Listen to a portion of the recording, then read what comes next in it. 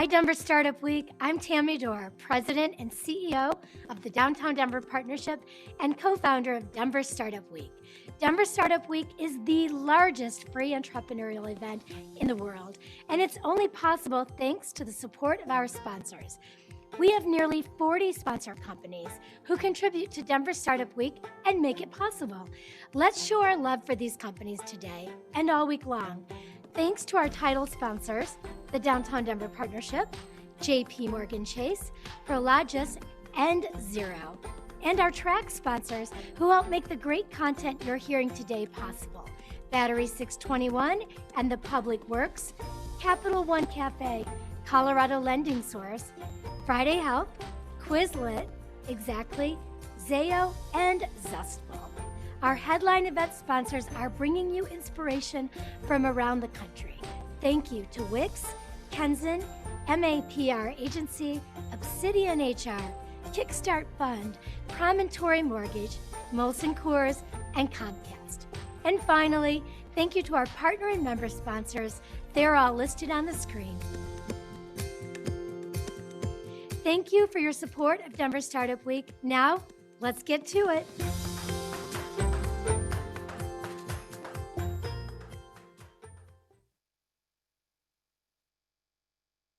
It's time for a whole new way to think about sales planning, execution, and optimization. To let go of old habits and embrace a data-driven mindset. Our revolutionary approach to sales performance management will get your sales unstuck and fundamentally transform your business to create lasting success. It's time to unleash your true sales power.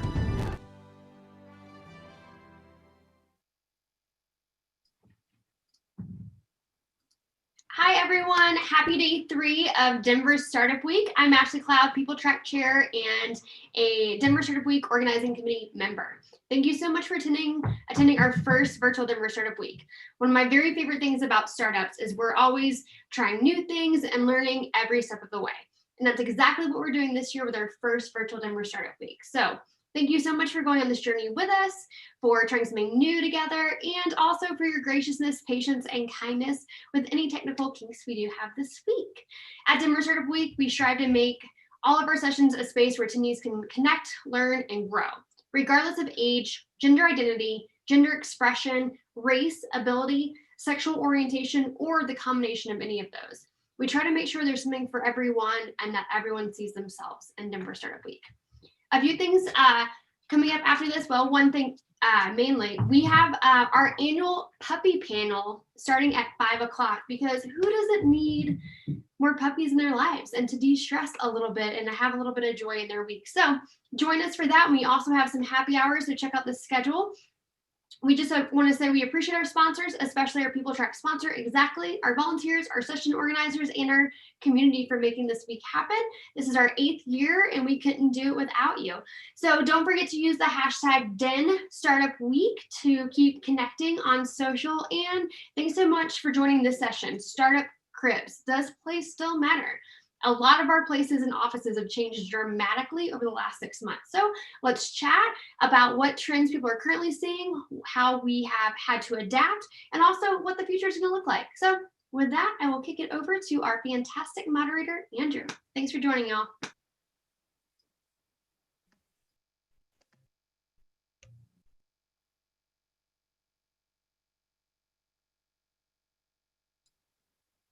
We can't hear you, Andrew. That was timely. So thank you, Ashley. I'm Andrew Blaustein. I'm with Newmark, and alongside my partners, Matt Davidson and Josh Pons, we'll be your hosts for the next hour. And we're thrilled to be in our 8th year of Denver Startup Week, Cribs that is. And our hook each year has been why place matters. And in years past, we'd all be physically assembled in a crib, and we'd be showcasing a 3D model of some company's version of place. Actually, shout out to Exactly, who was our host last year and panelist in their new crib. So we'd see their version of place. And our session would include videos of these cribs of all the panelists. And the videos were all highly popularized, highly energized versions of the cribs, as there had been a talent war happening in Denver, and placemaking was oftentimes a way that a company could articulate its culture. Placemaking supported all the efforts to attract and retain the talent, all while driving growth in what was really a fast-paced and such a growing economy.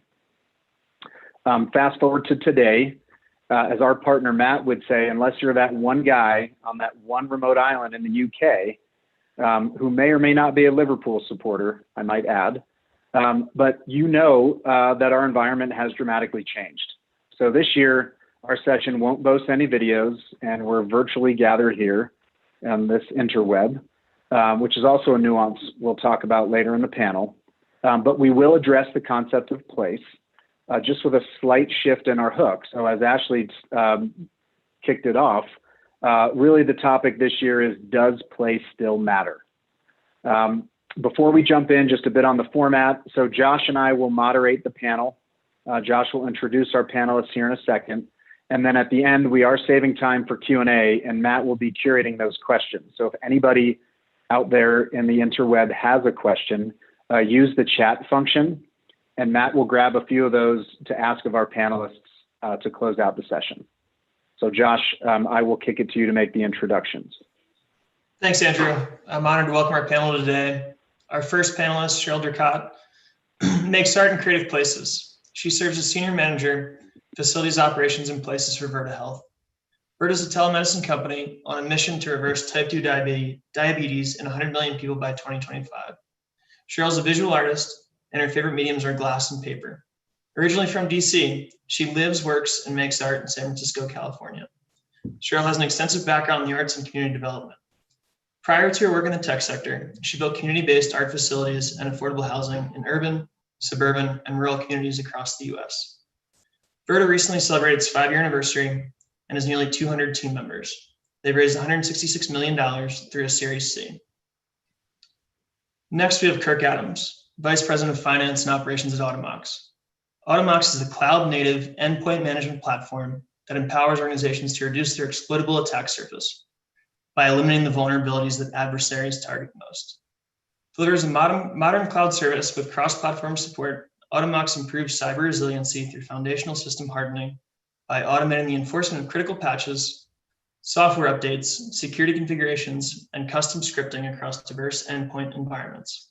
Founded in 2016, Automox has 110 employees and has raised $42 million to date. And our final panelist is Karen Dahl, Director of People Operations at Guild Education. Guild's mission is to unlock opportunity for America's workforce through education with a double bottom line business model that does well by doing good. Guild brings together leading Fortune 1000 employers and nonprofit universities to offer education to employees. Karen's been with Guild since its acquisition of Entangled Group in May 2020. In her role, she partners with leaders and employees across the organization to provide support for their work from home needs in the short term and is working to develop a long-term workplace plan for the organization. She manages workplace operations teams, leads internal communications, and acts as a liaison between the people team and stakeholders across the organization on a variety of human resource needs. Founded in 2015, Guild has nearly 700 employees and has raised a total of $228 million through a Series D. Thanks to all our panelists for joining us today. I'll pass it back to Andrew to kick off our questions. Thanks, Josh. So what we want to do real briefly, Kirk, Karen, and Cheryl, is I'm going to ask a couple of questions of each of you. And I think what our goal is really to establish a baseline from which to launch the meat of the conversation. So if each of you wouldn't mind, just start off by describing your company culture, and then speak just a bit about how that culture has historically influenced the company's real estate decisions. Kirk, do you want to kick it off for us? Yeah, thank you very much, Andrew. Please, thank you, yeah. Appreciate allowing you to be here and stuff, allowing me to be here. You know, our culture, we're a pretty young company. We've been around, we've been growing fast here over the last year.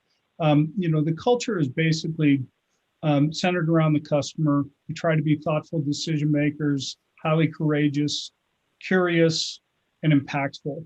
And I think that's, not just for our customers, but for our employees and everybody we interact with. So in essence, we're trying to drive that culture regardless of where everybody's sitting.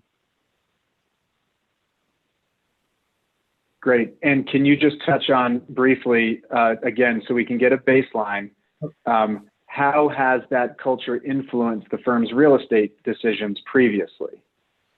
Yeah, so previously that culture and, talking about placemaking and stuff, we've been located in downtown Boulder, and we've been growing in downtown Boulder. We were trying to stay in downtown Boulder as long. We thought it was a good differentiation.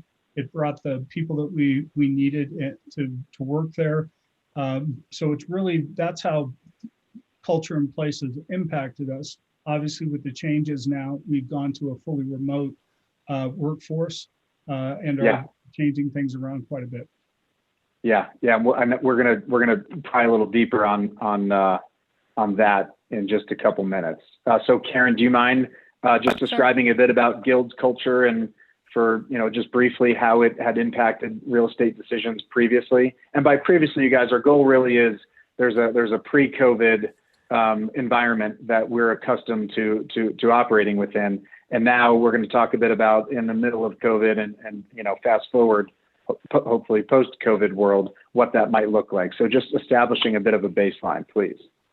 Sure. Yeah. I think like many others on the panel and in your events this week, a highly collaborative culture, fast growth, entrepreneurial, lots of cross-functional work. So physical space was very much in line with how do we bring people together, have them next to each other, give them spaces to spread out and do their work. And specifically in Denver, our founder, Rachel Carlson, is from Denver, very much believes in the entrepreneurial spirit there, and made a very big point of having the headquarters located there. Right as COVID was happening, but very strategically, she was also, as the company was growing, looking to expand its footprint. And the Untitled acquisition brought on additional locations, as was mentioned in the intro. Got it. Thank you. All right, Cheryl, you're up. Can you describe the Verta's company culture and just a bit about how it influenced previous decisions? Absolutely. Thanks for having me and including Verta in this conversation. Verta is a people first company. And for us, people first begins with patients and the care we provide as a telemedicine company, and also extends to our team. In the pre-COVID world, we had 4 physical locations. Our roots actually were at Purdue University because that's where the initial medical team was based and did a lot of the early clinical trials for our treatment. And then San Francisco became our headquarters, where our CEO is based.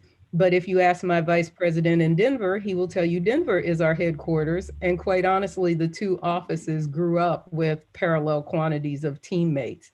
We also have a small location in Omaha, Nebraska that was growing a bit as well before COVID. Gotcha. Thank you. So now that we have that bit of a baseline, can each of you describe to what capacity your companies are currently occupying the office, and perhaps a bit about how that's changed since mid-March? So let's talk about this 6-month or so window, and maybe we'll run it back with you, Cheryl. Can you give us an update on how Verta is occupying its offices, please? Sure. Very little occupancy. I summarize it as when I started with Verta, I had 4 offices. Now I have 190 offices and growing as we head toward 200 teammates. We have been work from home in San Francisco since around, I think it was March 13th was the date. And then a week later, when Denver also went to shelter in place, at that point, we also requested that our teammates in Omaha and Iowa also shelter in place. So no one has been occupying offices since this began. Probably the only person that goes into an office on a regular basis might be me or one of my teammates, in information security. just to check on headquarters, process any mail, equipment needs that we need to get out to the team as they have ramped up their home offices. Okay, great. Interesting to see how it's been some of the same throughout the different locations. What about you, Karen?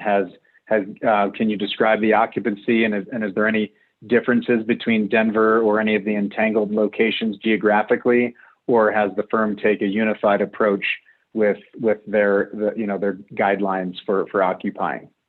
Yeah, we have taken a unified approach. No one is working in the offices. The offices are officially closed. If you need to get something, you have to go through a process to do that. And like Cheryl mentioned, we have a couple of people, kind of one per geography, that goes to check on things, checks in with building staff, make sure mail is answered, et cetera. So we are also at 0 occupancy. Okay. And is there a timeline at Guild at this point for when that might be, changing or revisiting, however you might phrase it?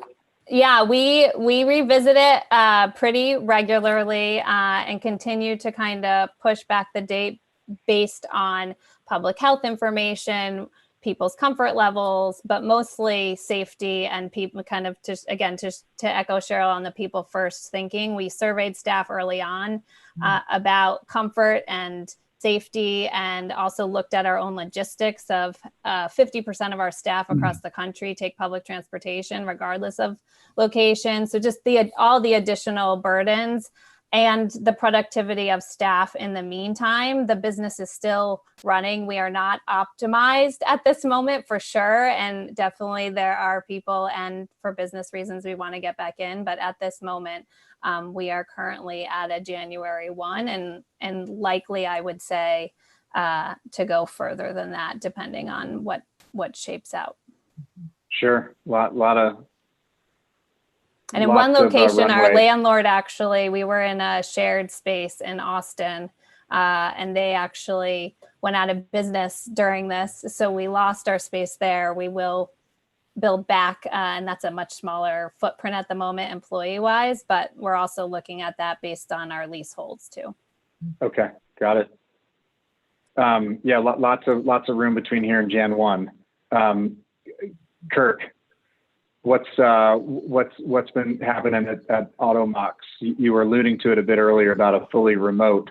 Yeah, so we started in January. We added a second space in downtown, a total of about 12,000 square feet in downtown Boulder. Obviously, March 20th, everybody went home, started working from home. Currently, we have a handful of people. We still have leases on those places. We have a handful of people working in essence in like a shared space that don't have good working environments at home. But in June, we made a decision as a company to go fully remote and to eliminate all of our workspace the way it stands today. It doesn't mean that we might not build a little bit of space back over time, but at this point, we've let people know that we're going to go work fully remote. To Karen's point, our productivity is actually maintained and maybe even gotten a little bit better remote, but there's still a lot of issues back and forth that we need to work through as far as evolving culture and things like that. Thank you for that. I think there's a couple good segues in there. Yeah, so guys, I think the question that our audience probably is dialed in for is, what are your future plans for the office space, number one? And number two, what lessons learned can you take out of this event that will be applied towards those future office spaces? And Karen, maybe we'll start with you on this one. Sure. So I think prior to COVID, we were one physical location in Denver, and it was very much an in-office culture. As I mentioned, the acquisition of Untitled was very much in the works prior to COVID, even though they both kind of hit at the same time. But that was a very strategic decision to expand the physical footprint of the company as well. And so I think lessons learned were probably just learned faster and more abruptly than planned in the direction that we were heading to go as a company, to be in more locations. we are not headed in a direction of being a fully remote, removing physical space. And in fact, we're still building out space in our Denver office right now as we speak, because we do plan to be back, and we do know that it will likely need to look a little different than it looked before, because like many, we were sitting very closely to each other in all of our offices across the country. So we are absolutely looking at that. And from a strategic level, beyond the 4 current locations where a majority of our staff are, we do have remote staff already in the company, and that predates the acquisition and COVID as well. Is we're looking at ways we can be strategic from a business standpoint of, are there different or additional physical locations? And then how do we look at those locations? Is it not just about sitting and going to work 9 to 5 or 9 to 9 or whatever your hours are? But is it also about collaboration? Do we bring people together? Do we repurpose budgets that were used for very different in-office things than they might be in the future?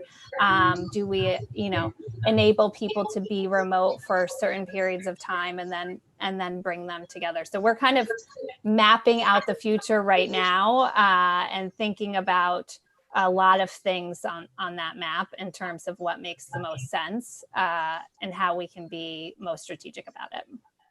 Cool. Cheryl, what about you? As I was reading that intro, it seems like you've studied the science of community building and placemaking maybe most thoroughly of anyone here. Has any of that fundamentally changed your approach? Any of these lessons learned, and will it impact your planning for Verda moving forward? I think the biggest lesson learned for us is that we could be remote. I think it was something that the company, as a telemedicine company, had probably theoretically thought, could the company be fully remote, because a great portion of our work was remote already. So in that sense, I think, words we all like to use in tech startups, we had to put our money where our mouth was. Nimble, quick, flexible, pivot. We had to do all those things suddenly. And it worked out well. I think that, similar to what Karen outlined, we're not planning to be fully remote. I think that we are looking very carefully at the size of real estate we'll need in the future. I think it's safe to say that COVID is going to be with us a little longer than we all may want it to be. And so right now, similarly to Karen, we have told the team we will be work from home until at least January 4. And at some point in the fourth quarter, we will be talking to the team again based on the most current science. But I think for us, it's figuring out how we can use some amount of space to build in collaboration opportunities when needed, but not necessarily all be in the office 24/7 anymore at the same time. Yeah, absolutely. And Kirk, would you care to touch on that point? I think you guys are probably most dramatic in your future plans, and maybe you've looked at this more of as a long-term experiment. Yeah, I think we're out of the experiment business at this point. I think that we decided that we needed to make a decision one way or the other, and it kind of accelerated some thoughts and conversations that we had before when the virus hit. So what it is allowed us to do is hire all over the country and not be restricted at this point. And we were probably artificially restricted in the beginning. The other lessons we've learned is that we got to learn to communicate. We need to learn to connect employees and connect in different ways. Things like lunch lottos, having things, events, and being able to bring people together. The other thing is to communicate. I think I mentioned prior to this is that when you're on a call, when you're communicating via Slack or things like that, use positive intent every time. And that was really important hump to get over. And everybody has to do a better job writing and expressing their thoughts and communicating. So those been a couple of things that we've taken away. I do think that, we will end up with some sort of space, someplace, whether it's a gathering place or a collaboration place, But at this point, we are going full blast. And in fact, probably about 30% of our hiring since then has been outside of the Denver metro area. Yeah, that's Kirk, real quick, Josh. Kirk, you actually shared a little bit more with us the other day, and I thought you might do the same today. When you talk about emphasis on writing and communicating, right. I mean, perhaps maybe just share a couple of examples that we all take for granted that now you have to be intentional about as it relates to time zones, a virtual workplace, just things of that nature. I hadn't really thought through that in that level of detail. And as you said, the experiment phase is over. So perhaps you can offer some advice. Yeah, that's a good point. Thanks for reminding, Andrew. I think that, the important thing we've learned is that, especially with children being home and people having to take care of and teach and things like that, there's times that 2 or 3 hour blocks during the day, regardless of time frame, that some people are just not available and can't be available. So being able to communicate that, being able to learn to write succinctly and ask a question succinctly, answer a question succinctly, the things that you just don't think about when you have a personal conversation. So we really are working towards doing more things asynchronously too. So this is not just a pass off to Europe or Asia overnight or something, but actually internally making sure that, hey, here's the expectation, here's what we'd like to see done. And if this is a time frame, I'd like to see it back and have somebody be able to work on that without having to go back and forth with questions. So the communication part of this and how you communicate is extremely important to what we're trying to get accomplished. I think that's a great segue into the collaboration piece of this. And as all three of you answered, finding space for collaboration in the future and it being a physical space, what are you doing in the present in the absence of that to bring the team together and to have those passive interactions that create the company culture? And Kirk, why don't you just go ahead? So passive interaction is the hardest part. Absolutely. I was just talking to somebody I work with today. I said, it was so much easier when I could just tap you on the shoulder because I was sitting next to you and ask you a question. Now I have to go through Slack and either call and know where that you're doing, and just making sure we communicate so we know that, hey, listen, if I'm hitting you on Slack, it doesn't mean you have to get back to me right away. If you're there, pop up and we'll go out. So it's really, again, back to the communication. Individually, you have to go out and you have to be much more proactive instead of being able to walk around the office and say, hey, Sally, hey, Joe, how you doing? What's going on? And that kind of spontaneous communication that you have. You have to do it yourself, and you have to get out and whether it's schedule a little bit of a time, 10 or 15 minutes, or just call somebody up and say, hey, what's going on? How you doing? Where have things been? We've done things, as I mentioned before, we have a morning call, kind of a coffee clutch that say between 5 and 15, 20 people get on. Our lunch lottos match up 3 to 4 people for a lunchtime conversation. Go get your own sandwich, bring it in. And as we bring new people on board, that's more and more important to get people, used to who they're working with outside of their individual group. So that's a really hard part of this stuff. Mm-hmm. Cheryl, do you want to touch on that piece? Yeah, I think Kirk raised so many great points there. I find now I actually ask people, what's your preferred mode of communication? Because I don't want to assume just because I'm good on Slack that somebody else is. Their preference may actually be to just hop on a quick Zoom call. So I'm really trying to ask teammates more how they communicate.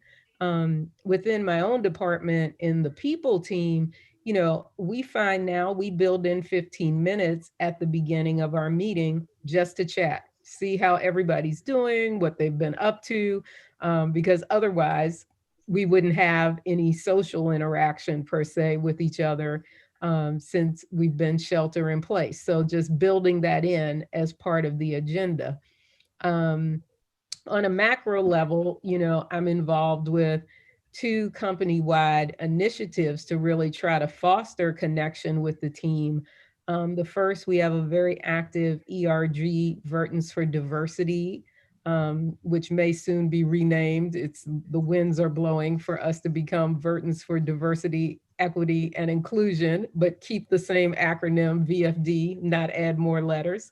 And so we've been doing a monthly diversity movie night. There have been some teammates that were very interested in certain topics, so they've split off into like book groups and shorter video or news clip watching. And then on the larger side, I'm actually the project manager for our virtual offsite, because normally in the fall the team would go away together for a weekend retreat, and that would be an opportunity to really bond and get to know people cross department. And so this year, for obvious reasons, we're doing that all virtually. So just looking at every opportunity to figure out how to get teammates who wouldn't necessarily work together on a day-to-day basis in the virtual world in contact with each other through some of these other activities online. Awesome. Karen, same question. How's Guild building community in the absence of all their wonderful spaces across the country? Sure. We are doing some things. This is actually our next area of focus, because while we're doing some good stuff and some of the things you all mentioned, the added challenge, although it's a great challenge to have, is that we've doubled in size in less than a year. And so in addition to all being in our own homes now, we have a whole lot of people, including a whole lot of people who started after we went remote. And to Kirk's point on the passive interaction piece, it's really, nothing happens without intention anymore. So really getting people in that mindset about how to be intentional in their communication, in their collaboration. And we have a ton happening across the organization, and what our focus is now is learning what groups are doing and figuring out how to make sure that the rest of the company can capitalize on some of those best practices that are happening. We do have some things in place like Donut, Slack integration, which is a like meet random people in your company thing. We have all company meetings every week, but again, we're not together. A lot of the teams are doing some interesting small group things. We're doing some of these mental health check-ins.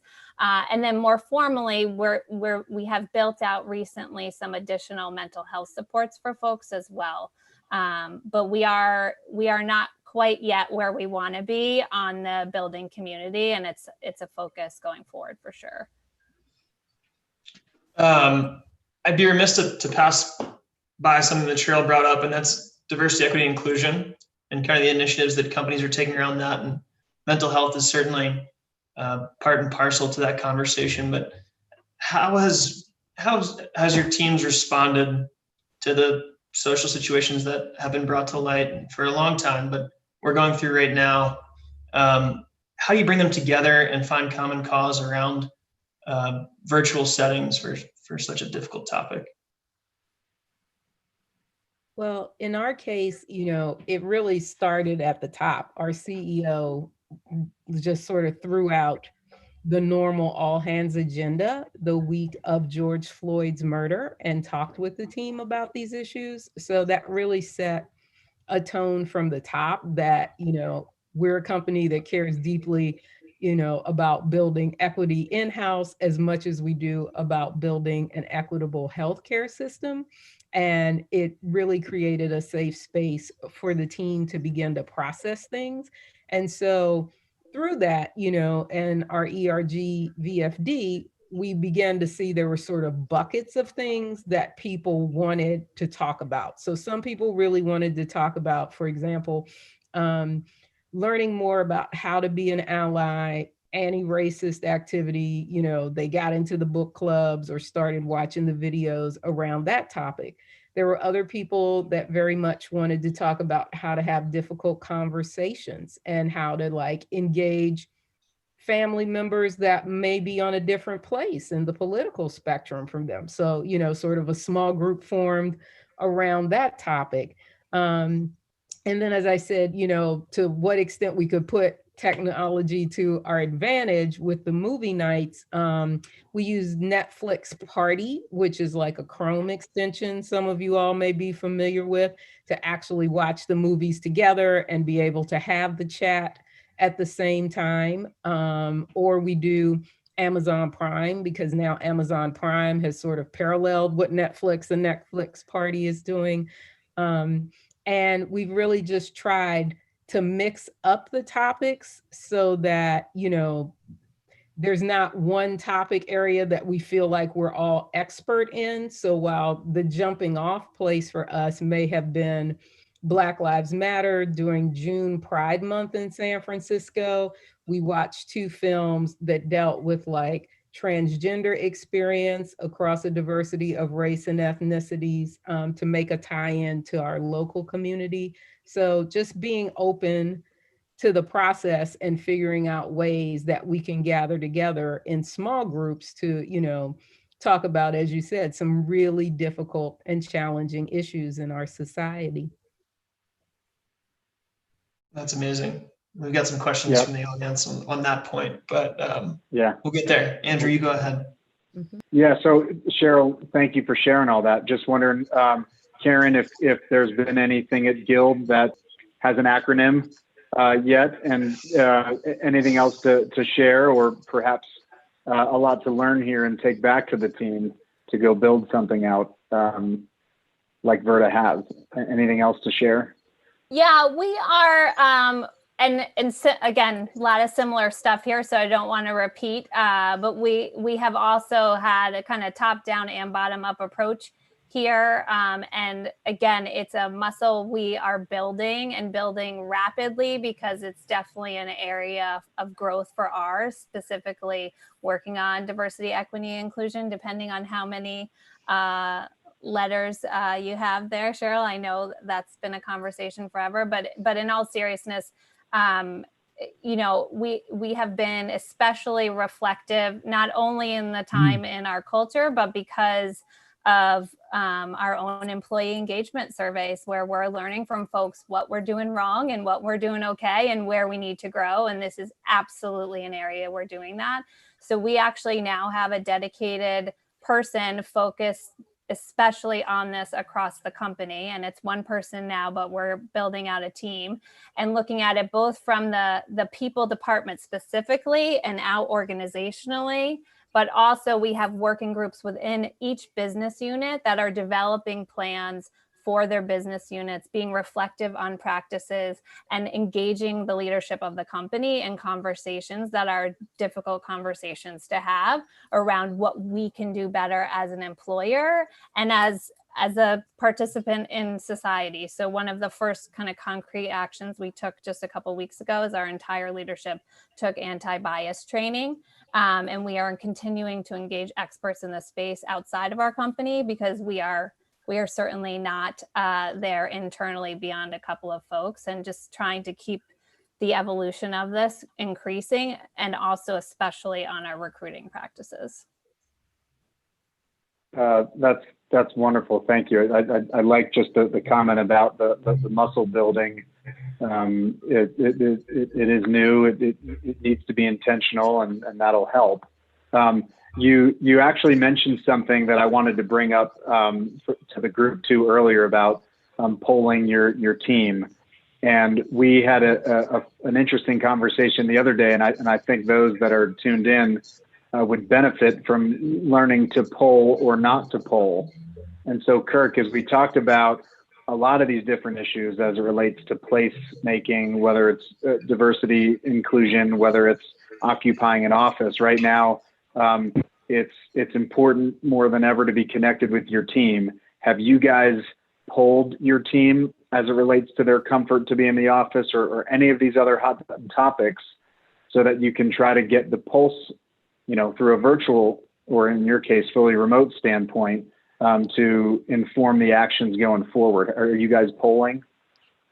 Yeah, the answer is yes, Andrew. And one of the things, just kind of going back to the last subject, we're putting the diversity issues and everything along those lines under something we just call social responsibility, which is really being driven by the employees. Our Vice President of Human Resources is on a committee with them to, as Karen said, build muscle behind a lot of different areas.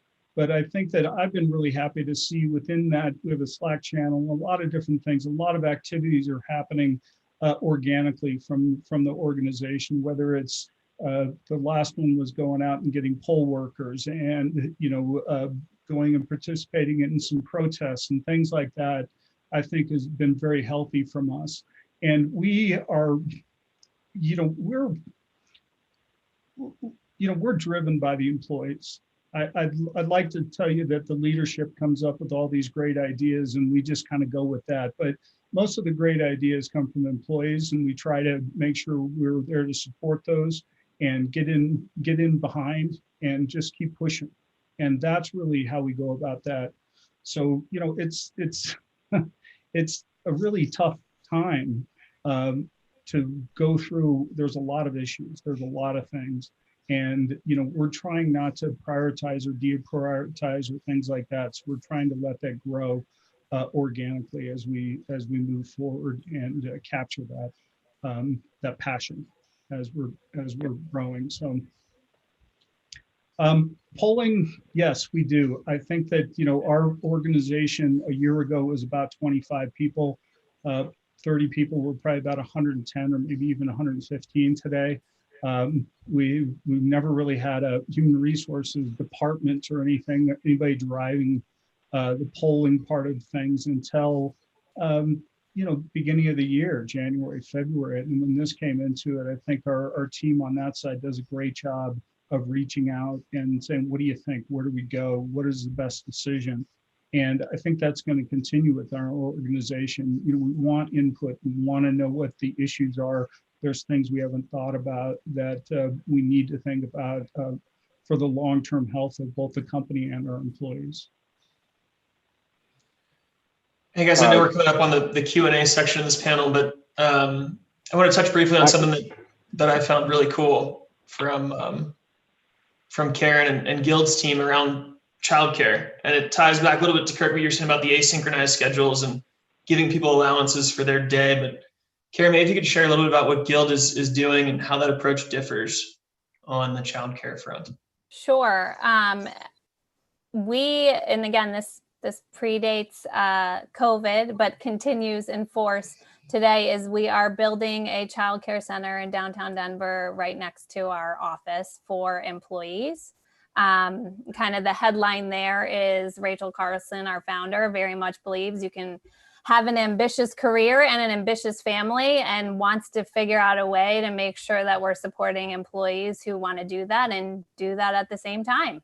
And so we really see this as an investment in our families and an investment in our employees and an investment in the company. So that we just hired our executive director. The space is being completed as we speak. And currently the timeline for opening is kind of staying aligned with our not opening ourselves. That is not necessarily going to continue go forward, depending on what happens public health wise. So it is an early childhood center. It ranges from infants through preschool, and a curriculum will be developed, and there's a lot more to come there. We're doing other things in the meantime to support families as well. And one of the initiatives we're starting out shortly is around the schedule flexibility, similar to what Kurt was describing, on how people, and not just caregivers, but how people can figure out more of this asynchronous work wherever time allows, because everybody in this moment has additional challenges in the remote environment. So cool. Thanks for sharing. Yeah. Let's shall we kick it to Q&A? Matt, I know that there's a couple in the chat, and why don't you take your phone off mute? Yep, first, and then second. My phone and my computer. I've dialed it with the phone, and I've got the computer going, so you can hear me now, I'm assuming, yes? Yes. Gotcha. So I think everyone can see the chat. Let's start with the movie. Cheryl, real quick, give us some tips on movies that we need to be watching. Okay, so the team started with 13th, the Ava DuVernay documentary, because that really shows kind of the history of like policing and the Black community from slavery to the present.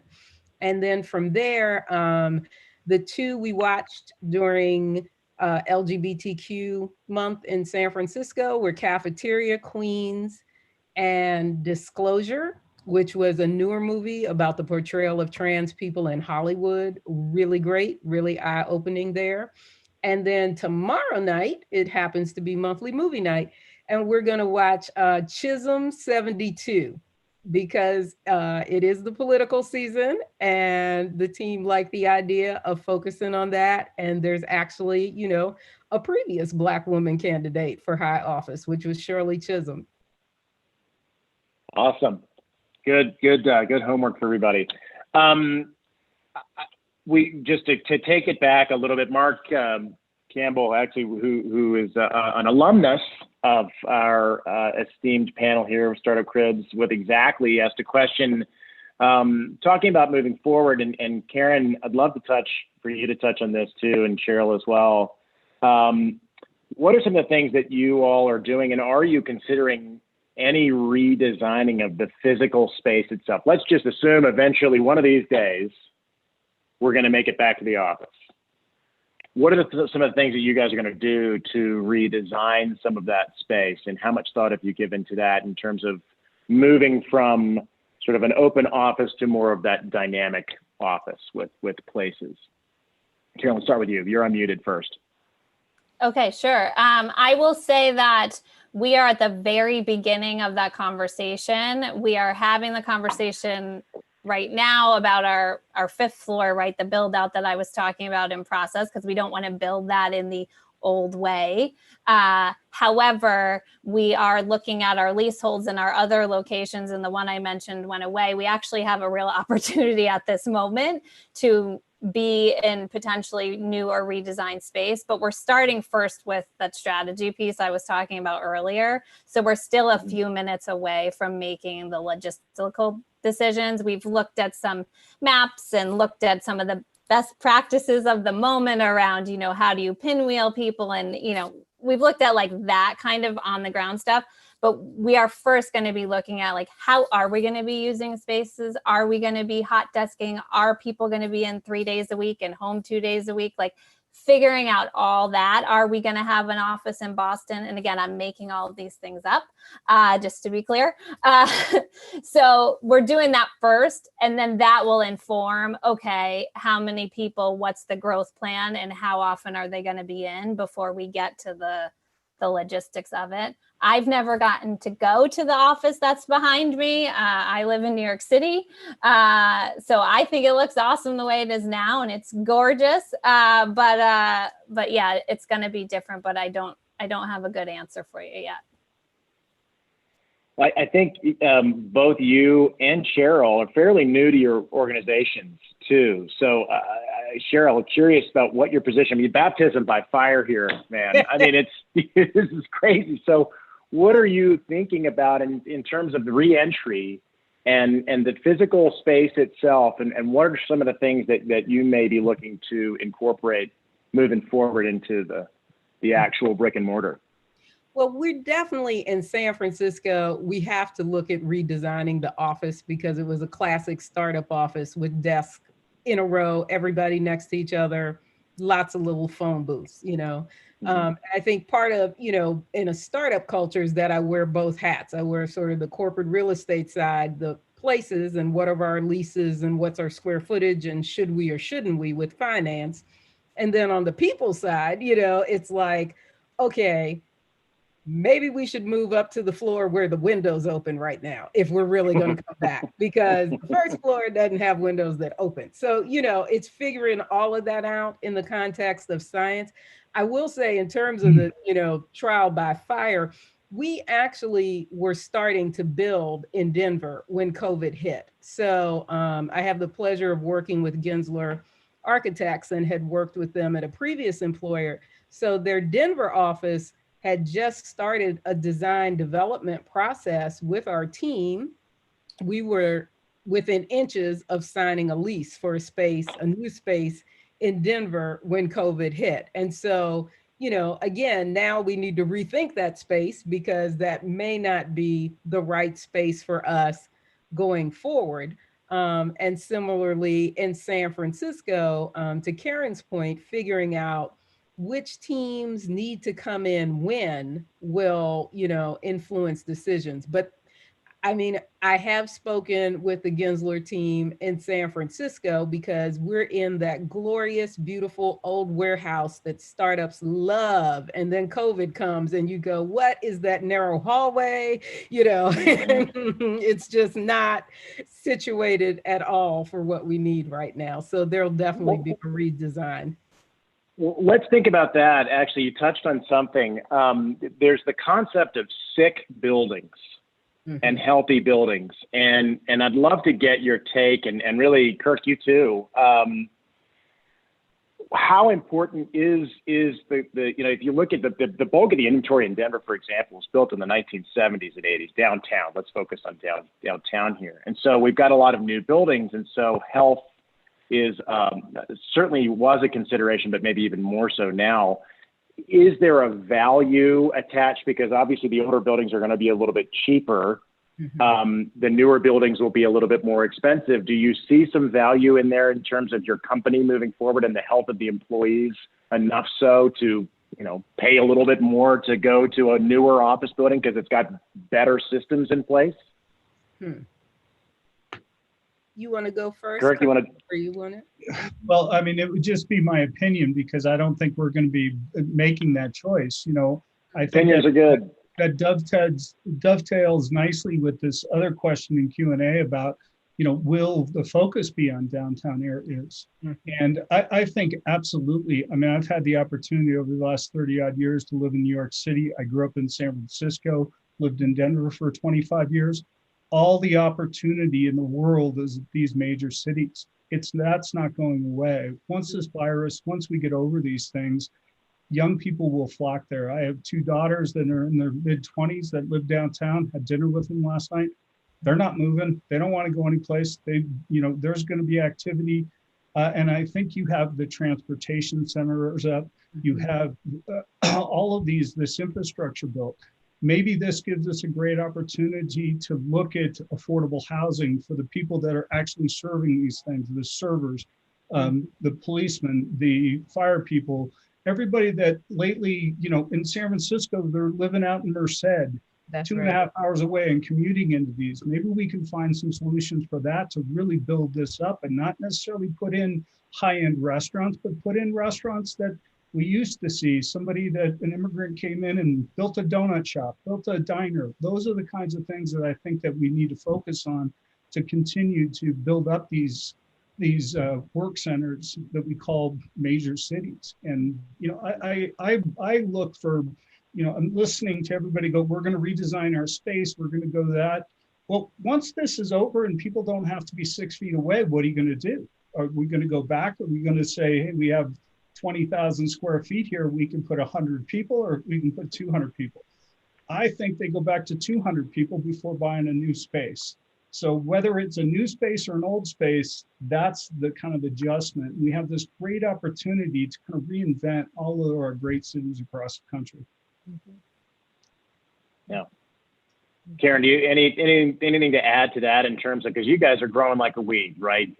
And I think that you're a great example as your headcount doubles and you do start to think about what that long-term future looks like. Is how much are you really thinking about not only COVID, but employee health mixed with sort of proximity to each other? How is this? How do things look for you all moving forward in terms of where you decide to locate, be it downtown, suburbs, what type of building are you going to be in, et cetera, et cetera? Weigh in on that one.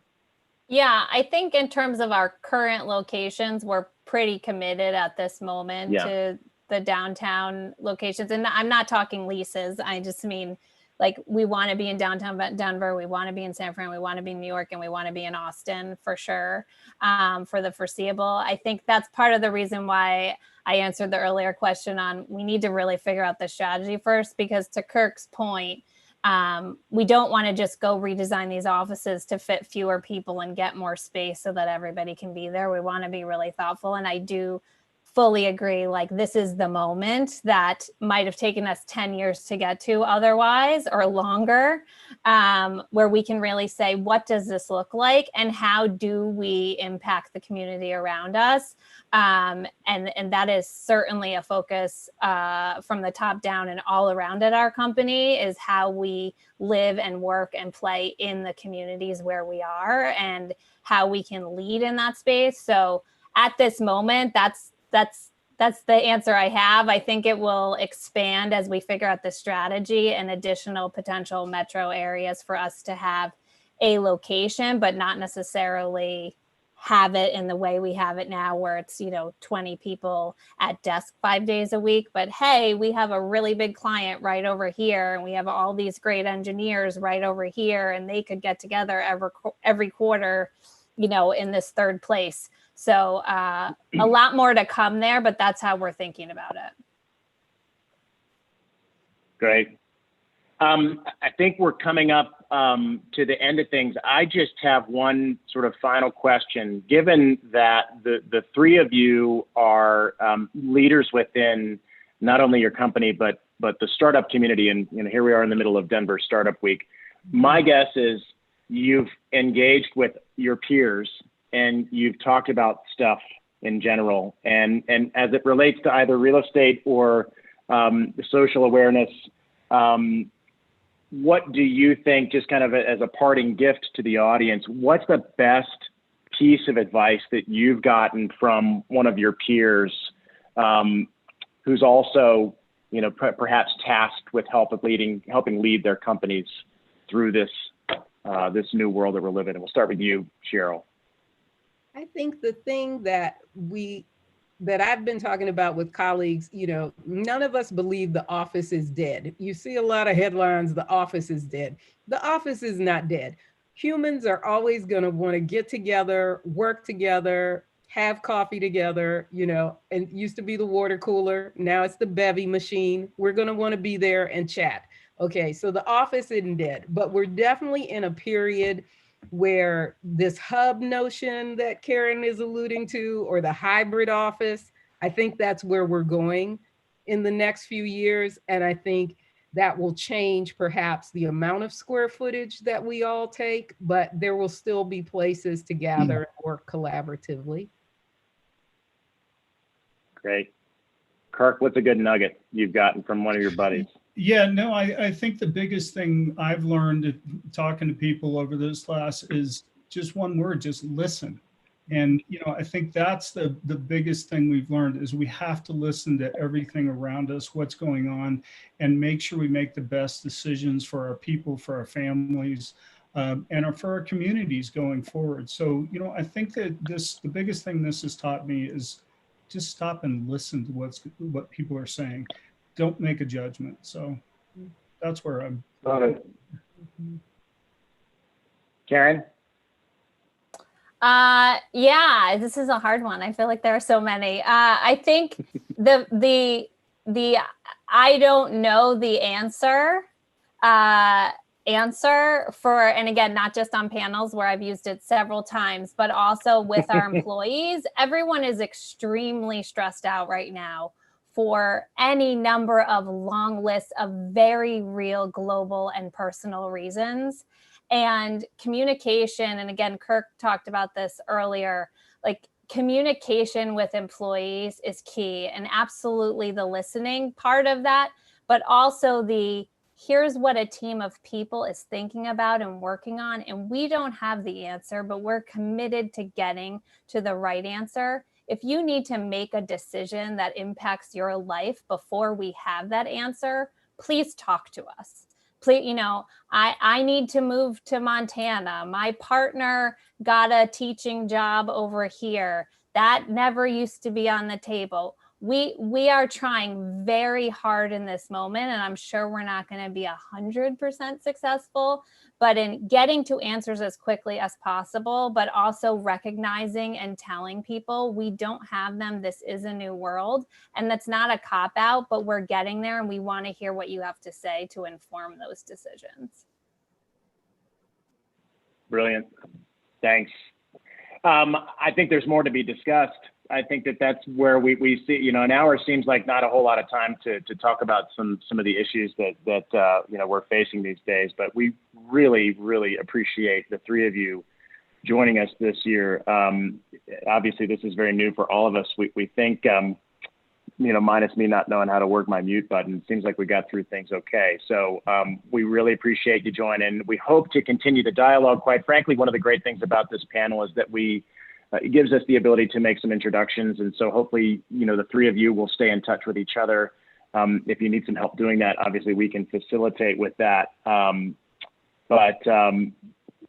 Great job, everyone. And thanks again for participating. And you guys have a great rest of your Denver Startup Week. Andrew, anything else to add?